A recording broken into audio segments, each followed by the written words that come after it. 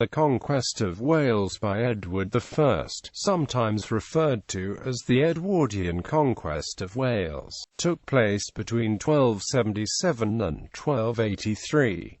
It resulted in the defeat and annexation of the Principality of Wales, and the other last remaining independent Welsh principalities by Edward I, King of England. By the 13th century, Wales was divided between native Welsh principalities and the territories of the Anglo-Norman Marcher lords. The leading principality was Gwynedd, whose princes had gained control of the greater part of the country, making the other remaining Welsh princes the vassals, and had taken the title Prince of Wales. Although English monarchs had made several attempts to seize control of the native Welsh territories, it was not until Edward's War of Conquest against Llywelyn ap Gruffudd of 1277 to 1283 that this was achieved on a lasting basis. In two campaigns, in 1277 and 1282-1283 respectively, Edward first significantly reduced the territory of the Principality of Wales and then completely overran it, as well as the other remaining Welsh principalities.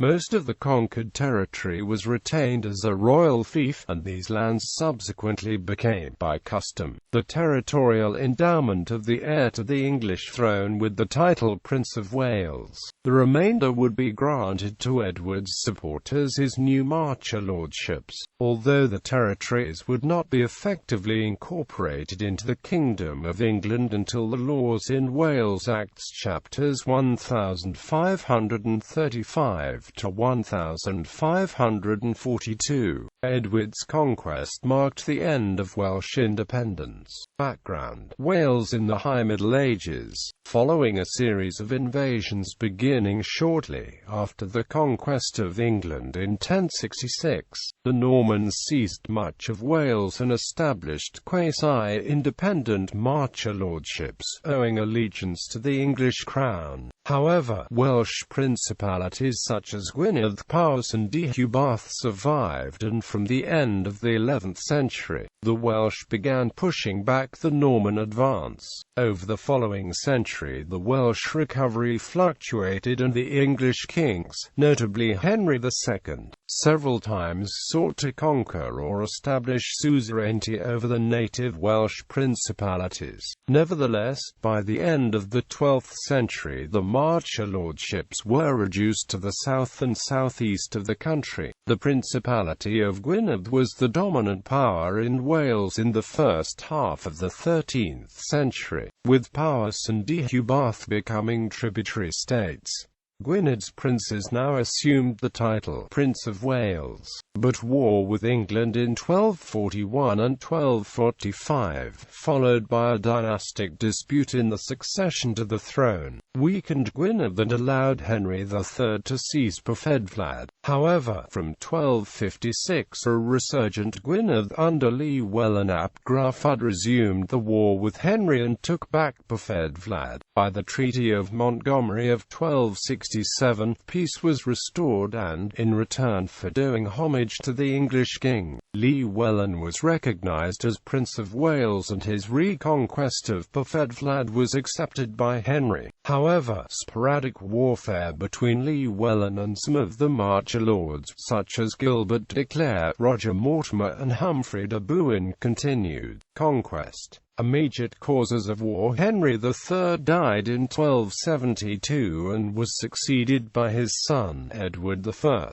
Whereas Henry's ineffectiveness had led to the collapse of royal authority in England during his reign, Edward was a vigorous and forceful ruler and an able military leader. In 1274, tension between Llywelyn and Edward increased when Gruffydd ap Gwynedd of Powys and Llywelyn's younger brother Dafydd ap Gruffydd defected to the English and sought protection from Edward. Because of the continuing conflict with the Marcher lords and Edward's harbouring of defectors, when Edward demanded that Llywelyn come to Chester in 1275 to do homage to him, Llywelyn refused. For Edward, a further provocation came from Llywelyn's planned marriage to Eleanor, daughter of Simon de Montfort, the leader of a rebellion against the crown during the reign of Edward's father. In November 1276, Edward declared war on Llywelyn. However, his objective was to put down a recalcitrant vassal rather than to begin a war of conquest. Early in 1277, before the main royal army had been mustered, Edward deployed in South and Mid Wales a mixture of forces comprising paid troops, some of the Marcher lords, retainers and knights of the royal household. They met with considerable success, as many of the native Welsh rulers, resentful of Llywelyn's overlordship, surrendered and joined the English. In July 1277, Edward launched a punitive expedition into North Wales with his own army of 15,500, of whom 9,000 were Welshmen from the south, raised through a traditional feudal summons. From Chester the army marched into Gwynedd, camping first at Flint and then Rhuddlan and Deganwy, most likely causing significant damage to the areas it advanced through. A fleet from the Cinque Ports provided naval support. Llywelyn soon realized his position was hopeless and quickly surrendered. The campaign never came to a major battle. However, Edward decided to negotiate a settlement rather than attempt total conquest. It may be that he was running short of men and supplies by November 1277, and, in any case, complete conquest of Llywelyn's territories had not been his objective. Treaty of Aberconwy. By the Treaty of Aberconwy in November 1277, Llywelyn was left only with the western part of Gwynedd, though he was allowed to retain the title of Prince of Wales. Eastern Gwynedd was split between Edward and Llywelyn's brother Dafydd, with the remainder of the lands that had been tributary to him becoming effectively Edward's. As a result of both territorial expropriation and the submission of the ruling families, By, Powys and Mid Wales became a mixture of directly controlled royal land and pliant English protectorates. Edward's victory was comprehensive, and it represented a major redistribution of power and territory in Wales in Edward's favour. Edward now enjoyed a degree of direct control in the native Welsh areas which no previous English king had achieved. War broke out again in 1282, as a result of a rebellion by Llywelyn's brother Dafydd, who was discontented with the reward he had received from Edward in 1277.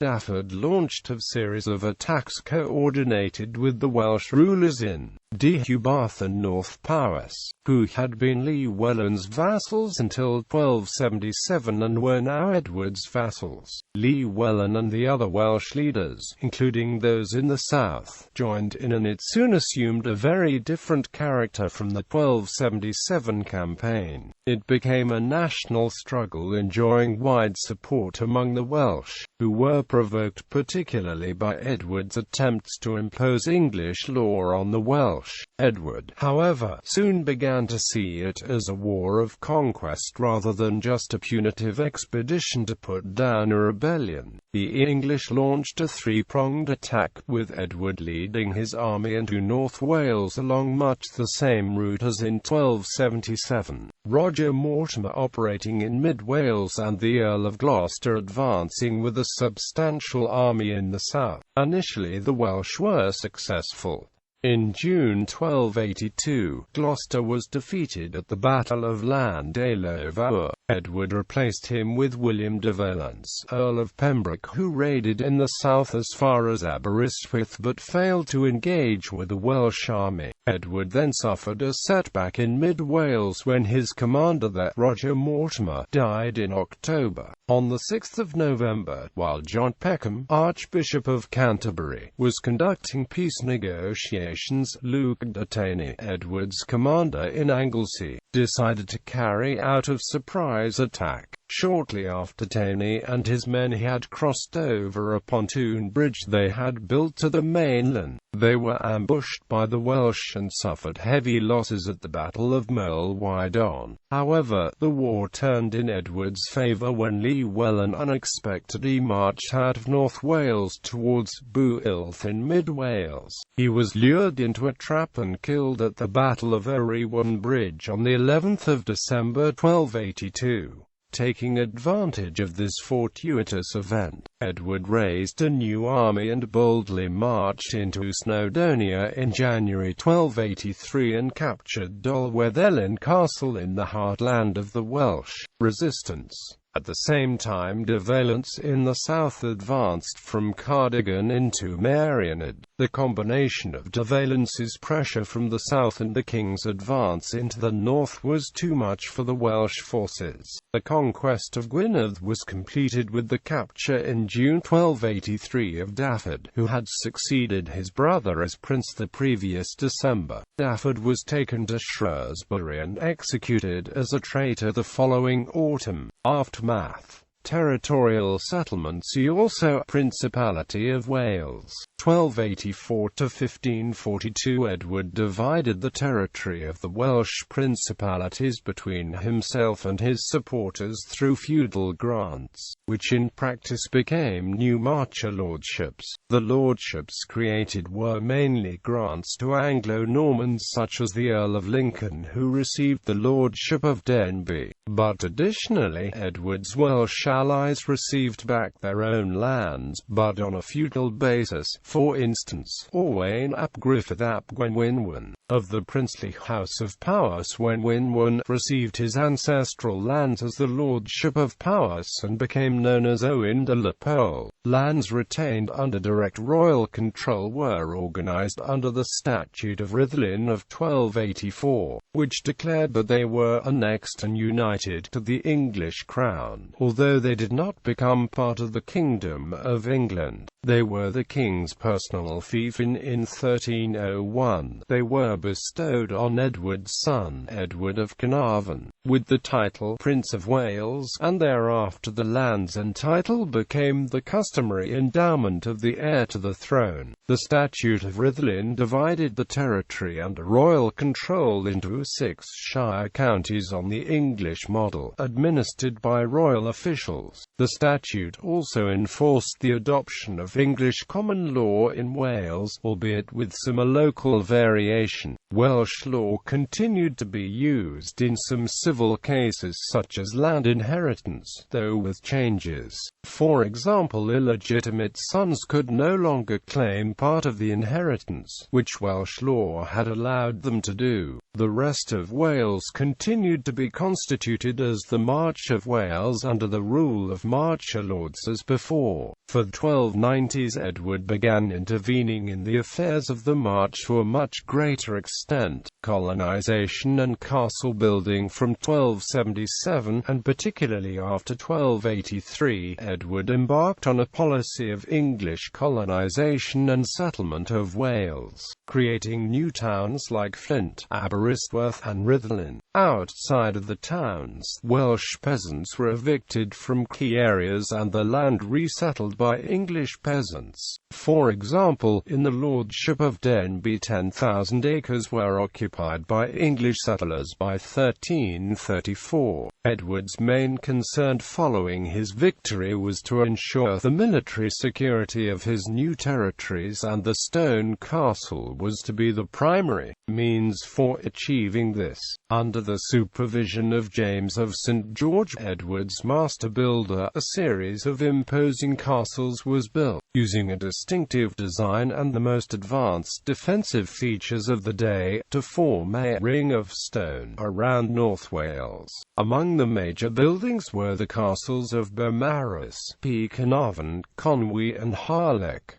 Further rebellions continued to occur in Wales sporadically. These included revolts in 1287–8, and more seriously, in 1294 under Madog ap Llywelyn, a distant relative of Llywelyn ap Gruffudd, and in 1316–1318 by Llywelyn Bren, Lord of Gwynedd. In the 1370s, Owain Lorgog, the last representative in the male line of the ruling House of Gwynedd, planned two invasions of Wales with French support. In 1400, a Welsh nobleman, Owain Glyndwr, led the most serious revolt against English rule. None of these rebellions succeeded, and by the laws in Wales Acts chapters 1535 to 1542, Wales was effectively incorporated into the Kingdom of England. Consequences for England. There was an unforeseen constitutional impact for England.